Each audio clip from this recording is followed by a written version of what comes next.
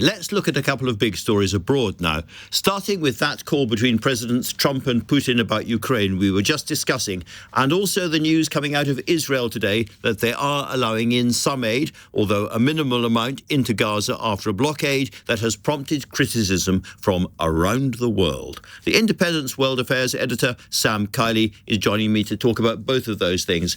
Sam, first of all, that news just breaking about the Putin-Trump call, it's very, very hard to see anything concrete from this, but all the mood music seems to be the war grinds on and there is no kind of breakthrough with the two men talking.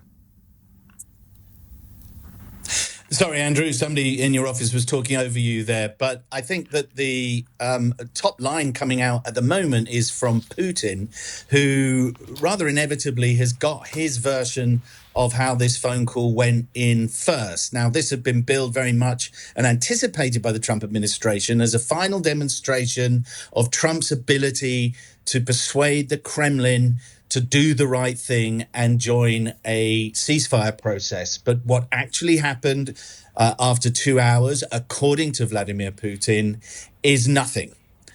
Except that they have agreed with Donald Trump that they ought to work bilaterally between Russia and Ukraine to come up with what Putin calls a memorandum for a peace process.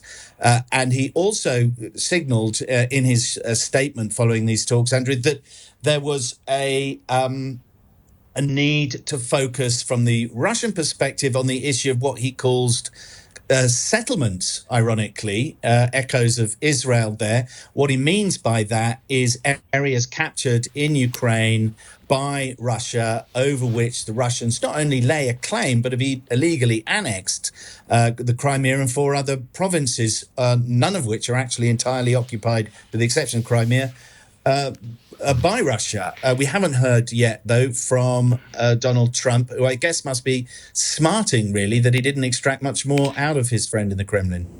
Well, absolutely, because these are the identical war aims that Vladimir Putin started with, and he doesn't seem to have given an inch on any of them. You'd almost think that he is tapping along Donald Trump while he tries to normalize relations between America and Russia and get the kind of lift off sanctions and the better economic deals he can get without conceding anything on his war.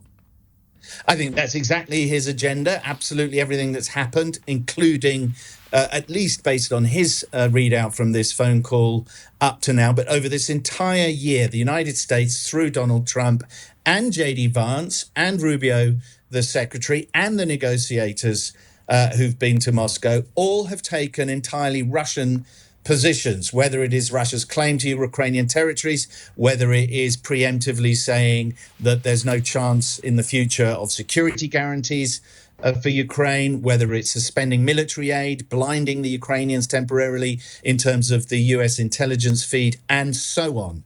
Now, what was slightly different about this moment, though, was that it had been previewed with a suggestion that, in Trump's words, he'd got, and I'm quoting him, pissed off with Putin over his failure to move towards a ceasefire. So far, we haven't seen that how much anger Donald Trump has shown, it certainly had no effect on Vladimir Putin. I think the bigger figure every time they're in the room, both literally and figuratively together, the bigger figure is the much smaller Mr. Putin. Indeed. So no real evidence of American pressure on Russia, no real evidence of American pressure on Israel either. Sam, we've had news today that the Israelis are letting in a small amount of aid, humanitarian aid, but they also seem to be dividing up Gaza into kind of huge new military encampments. Just bring us up to date on that. Well, the latest there is, and it's caused outrage around the world, a number of European countries have demanded that Israel cease its operations immediately in Gaza. The Israelis have said absolutely clearly that they intend to reoccupy Gaza. A smidgen of humanitarian aid is being offered by the Israelis, reportedly baby food and the like, but no real sign that the humanitarian situation, which has a population of 2.5 million people, according to the UN, on the verge of starvation, are going to get any aid. Indeed, there is a proposal around to have private American corporations take over from the United Nations, which have been looking after the Palestinians since 1948 in many cases, in order to replace the UN as some kind of privatized charity. But the reality is, and this is very clear from statements from Netanyahu, from other members of his Likud government, but also extremists in his cabinet, that the end game from the Israeli perspective is to make Gaza unlivable and to move the population out.